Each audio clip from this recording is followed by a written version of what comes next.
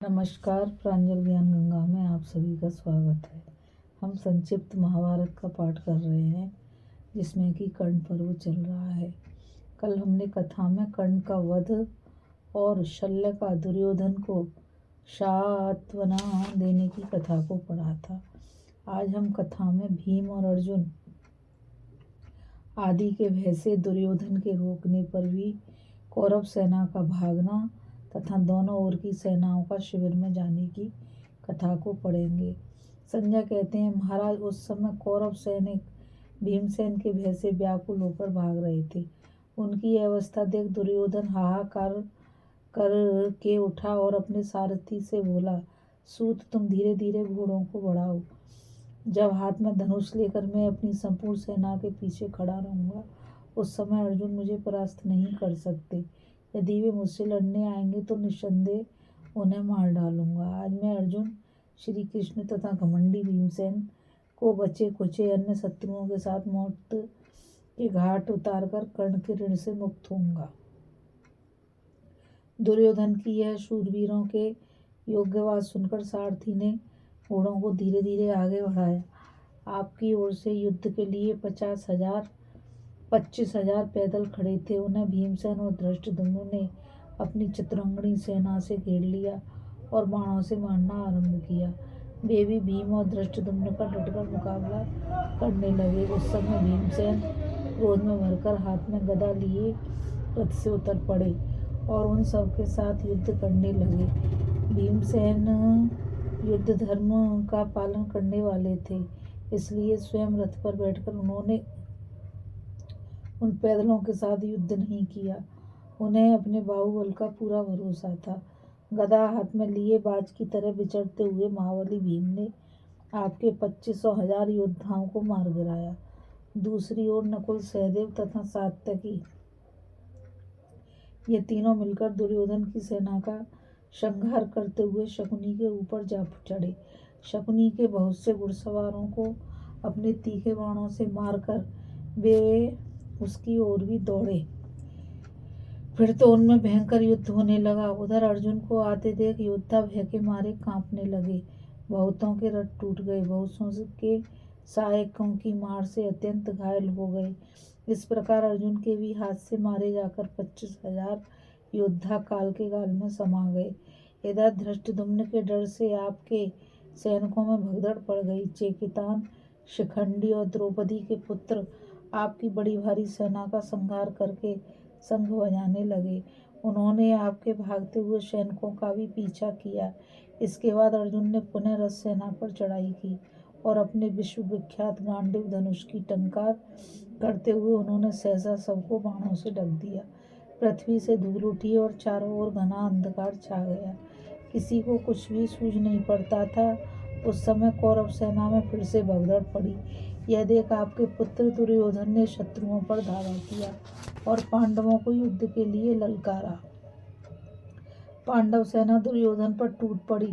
उसने भी क्रोध में भरकर सैकड़ों और हजारों योद्धाओं को यमलोक पठा दिया। उस युद्ध में हम लोगों ने दुर्योधन का अद्भुत पुरुषार्थ देखा।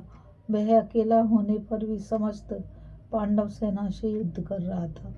दुर्योधन जब अपनी सेना पर दृष्टिपात किया तो सबको दुखी पाया। तब उसने सबका उत्साह बढ़ाते हुए कहा, योद्धाओं, मैं जानता हूँ तुम भय से कांप रहे हो, परंतु मेरे देखने में ऐसा कोई भी देश नहीं जहाँ तुम लोग भागकर जाओ और वहाँ पांडवों से तुम्हारी जान बच जाए। ऐसी दशा में भागने से क्या लाभ। अब शत्रुओं के पास थोड़ी सी सेना रह गई है। श्री कृष्ण और अर्जुन भी खूब घायल हो चुके हैं। आज मैं इन सब लोगों को मार डालूंगा। हम लोगों की विजय निश्चित है। जितने क्षत्रिय यहाँ उपस्थित हैं सब ध्यान देकर सुन लें। जब मौत शूरवीर और कायर दोनों को ही मारती है तो मेरे जैसा क्षत्रिय व्रत का पालन करने वाला होकर भी कौन ऐसा मूर्ख होगा जो युद्ध नहीं करेगा। हमारा शत्रु भीमसेन क्रोध में भरा हुआ है। यदि भागेंगे तो उसके वश में पड़कर तुम्हें प्राणों से हाथ धोना पड़ेगा। इसलिए बाप दादों के आचरण किए हुए क्षत्रिय धर्म का त्याग न करो। क्षत्रिय के लिए युद्ध में पीठ दिखाकर भागने से बढ़कर दूसरा कोई पाप नहीं है तथा धर्म युद्ध युद्ध धर्म के पालन से बढ़कर स्वर्ग का कोई दूसरा मार्ग नहीं है। संग्राम में मरा हुआ योद्धा तुरंत उत्तम लोक प्राप्त करता है। आपका पुत्र इस प्रकार व्याख्यान देता ही रह गया, किंतु घायल सैनिकों में से किसी ने उसकी बात पर ध्यान नहीं दिया। सबके सब चारों ओर भाग गए। उस समय मद्रराज शल्य ने दुर्योधन से कहा, राजन, जरा इस रणभूमि की ओर तो दृष्टि डालो। कितने मनुष्यों की, घोड़ों की लाशें बिछी हुई हैं। पर्वताकार गजराज बाणों से छिन्न भिन्न होकर मरे पड़े हैं, और ये सूरवीर सैनिक नाना प्रकार के भोग, वस्त्र, आभूषण, मनोरम सुख तथा शरीर को भी त्याग कर धर्म की पराकाष्ठा का पालन करते हुए अपने यश के साथ ही स्वर्ग आदि लोकों में पहुंच गए हैं। दुर्योधन, अब ये सूर्यदेव अस्तांचल को जाना ही चाहते हैं, तुम भी छावनी की ओर लौट चलो। राजा शल्य इतना कहकर चुप हो गए। उनका चित्त शोक से व्याकुल हो रहा था। उधर दुर्योधन की भी बड़ी दयनीय अवस्था थी। वह आर्त होकर हा कर्ण पुकार रहा था। उसकी आंखों से आंसुओं की धारा बह रही थी। अश्वत्थामा तथा दूसरे लोग आकर उसे बारंबार धीरज बंधाते।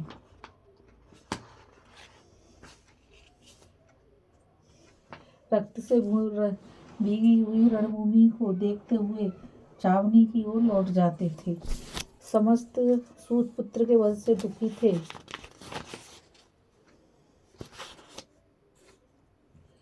हाकण पुकारते हुए बड़ी तेजी के साथ शिविर की ओर लौट गए। देवता और ऋषि भी अपने अपने स्थान को चल दिए। नवचल और जलचर, थलचर जीव अपनी अपनी मौज के अनुसार आकाश और पृथ्वी के स्थानों पर चले गए। दर्शक मनुष्य कर्ण और अर्जुन का अद्भुत संग्राम देखकर आश्चर्य मग्न हो दोनों की प्रशंसा करते हुए गए।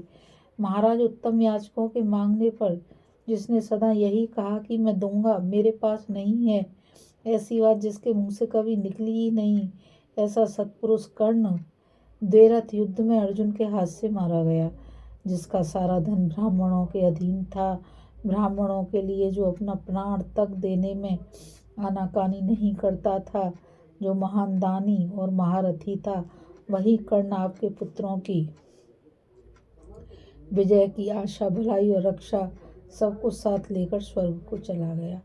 कर्ण के मारे जाने पर जब सूर्य अस्त हो गया तो मंगल तथा बुध वक्र गति से उदित हुए।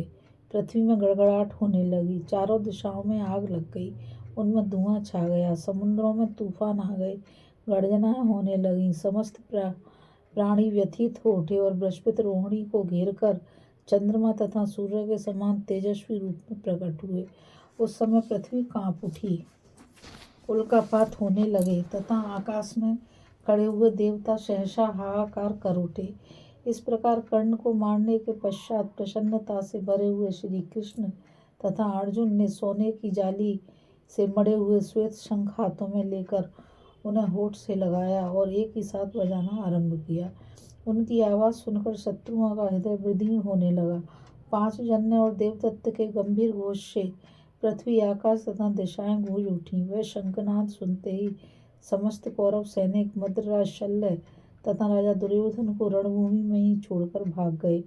उस समय सब लोगों ने एकत्रित होकर श्री कृष्ण और अर्जुन का सम्मान किया। वे दोनों उदित हुए सूर्य और चंद्रमा की भांति शोभा पा रहे थे। उनके पराक्रम की तुलना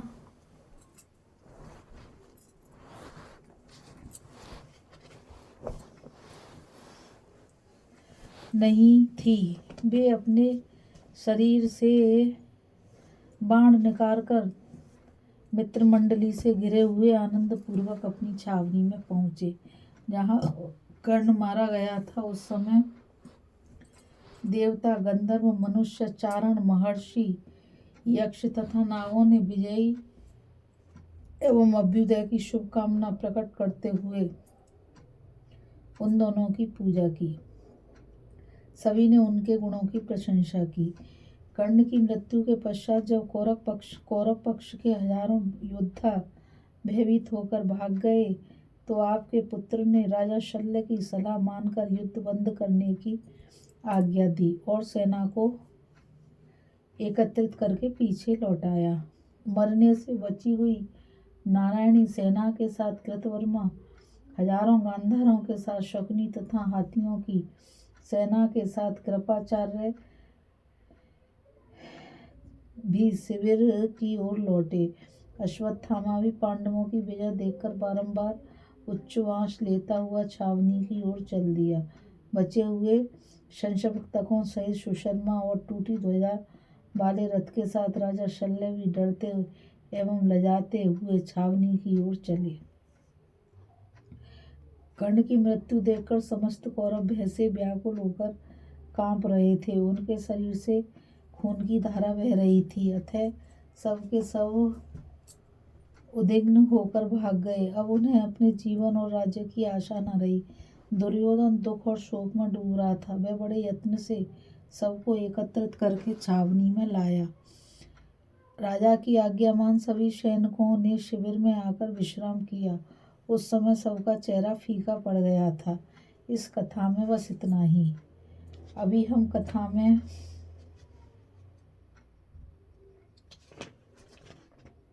भीम और अर्जुन आदि के भय से दुर्योधन के रोकने पर भी कौरव सेना का भागना तथा दोनों ओर की सेनाओं का शिविर में जाने की कथा को पढ़ रहे थे।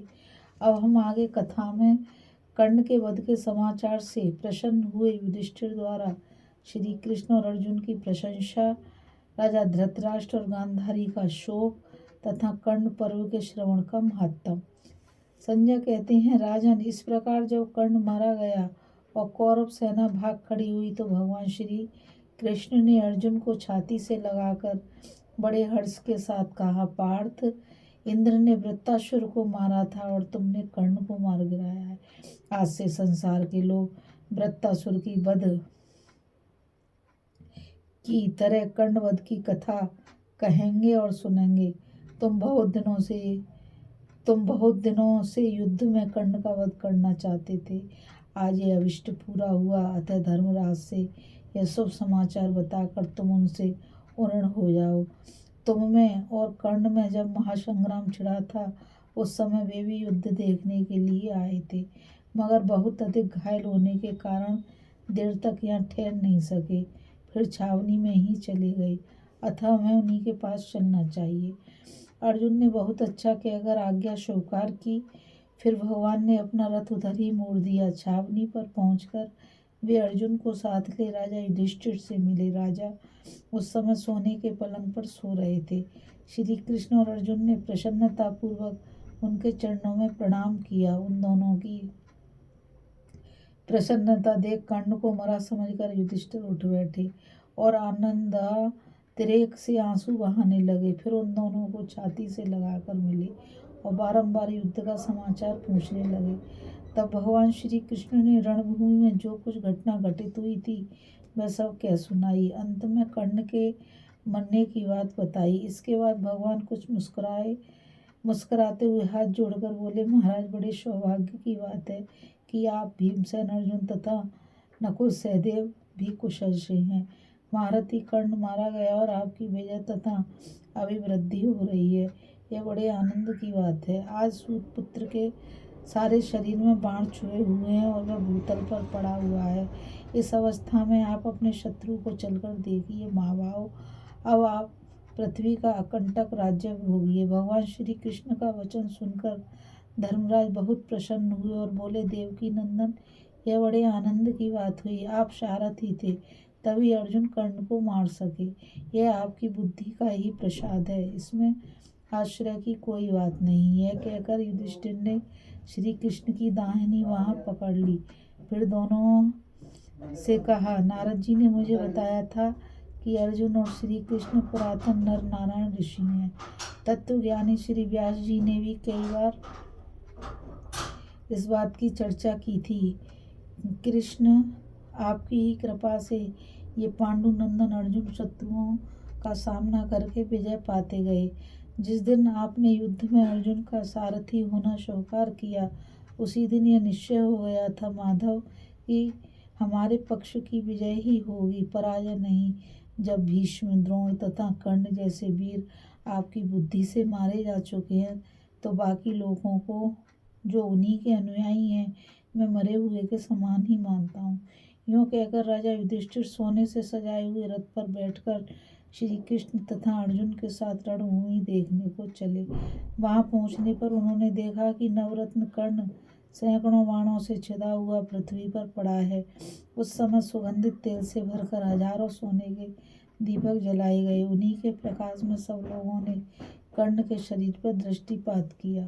उसका कवच छिन्न भिन्न हो गया था और शरीर बाणों से विदीर्ण हो चुका था। कर्ण को पुत्र सहित मरा हुआ देख राजा युधिष्ठिर पुनः श्री कृष्ण और अर्जुन की प्रशंसा करते हुए कहने लगे, गोविंद, आप वीर और विद्वान होने के साथ ही मेरे स्वामी हैं। आपसे सुरक्षित रहकर आज सचमुच ही मैं भाइयों सहित राजा हो गया। राधानंदन कर्ण को मारा गया सुनकर दुरात्मा दुर्योधन अब राज्य और जीवन दोनों से निराश हो जाएगा। पुरुषोत्तम, आपकी कृपा से हम लोग कृतार्थ हो गए। बड़ी खुशी की बात है कि गांडीवधारी अर्जुन की विजय हुई। इस प्रकार राजा युधिष्ठिर ने श्री कृष्ण और अर्जुन की प्रशंसा की। उस समय नकुल, सहदेव, भीमसेन, सात्यकी, धृष्टद्युम्न और शिखंडी ने तथा पांडव, पांचाल और संजय योद्धाओं ने महाराज का अभ्युदय हो ऐसा कहकर युधिष्ठिर का सम्मान किया। फिर श्री कृष्ण और अर्जुन का गुणगान करते हुए वे बड़ी प्रसन्नता के साथ शिविर की ओर चले गए। राजा धृतराष्ट्र, आपके ही अन्याय से रोमांचकारी संहार हुआ है, अब क्यों बारंबार सोच रहे हो? वैशंपायन जी कहते हैं, जन्मेजय यह अप्रिय समाचार सुनते ही राजा धृतराष्ट्र मूर्छित होकर जड़ से कटे हुए वृक्ष की भांति जमीन पर गिर पड़े। इसी तरह दूर तक सोचने वाली गांधारी देवी भी पछाड़ खाकर गिरी और बहुत विलाप करती हुई कर्ण की मृत्यु के शोक में डूब गई। उस समय गांधारी को विदुर जी ने और राजा को संजय ने संभाला। फिर दोनों मिलकर धृतराष्ट्र को समझाने बुझाने लगे और राजमहल की स्त्रियों ने आकर गांधारी को उठाया। राजा को बड़ी व्यथा हुई, उनकी विवेक शक्ति नष्ट हो गई थी। वे चिंता और शोक में डूब गए थे। मोहाच्छन्न हो जाने के कारण उन्हें किसी भी बात की सुध न रही। विदुर और संजय के बहुत आश्वासन देने पर प्रारब्ध और भवितव्यता को ही प्रधान मानकर वे चुपचाप बैठे रह गए। जो मनुष्य कर्ण और अर्जुन के इस युद्ध यज्ञ का स्वाध्याय करता है अथवा उसे सुनता है, उसे विधिवत किए हुए यज्ञ का फल प्राप्त होता है। सनातन भगवान विष्णु यज्ञ स्वरूप है। अग्नि, वायु, चंद्रमा और सूर्य भी यज्ञ के ही रूप है। अतः जो मनुष्य दोष दृष्टि का त्याग करके इस युद्ध का यज्ञ का वर्णन सुनता है या पढ़ता है, वह समस्त लोकों में पहुंच सकने वाला और सुखी होता है तथा उसके ऊपर भगवान विष्णु, ब्रह्म तथा शंकर जी संतुष्ट होते हैं। इस पर्व के स्वाध्याय से ब्राह्मण को वेद पाठ का फल मिलता है। क्षत्रियों की बल तथा युद्ध में विजय की प्राप्ति होती है। वैश्यों का धन बढ़ता है और शूद्र निरोग एवं स्वास्थ्य संपन्न होते हैं। इसमें सनातन भगवान विष्णु की महिमा का गान हुआ है, इसलिए इसके पाठ से मनुष्य की कामना पूर्ण होती हैं और वह सुखी होता है। लगातार 1 वर्ष तक बछड़ों सहित कपिला गौओं का दान करने से जो फल मिलता है, वह कर्ण पर्व के एक बार सुनने मात्र से प्राप्त होता है। इस कथा में बस इतना ही।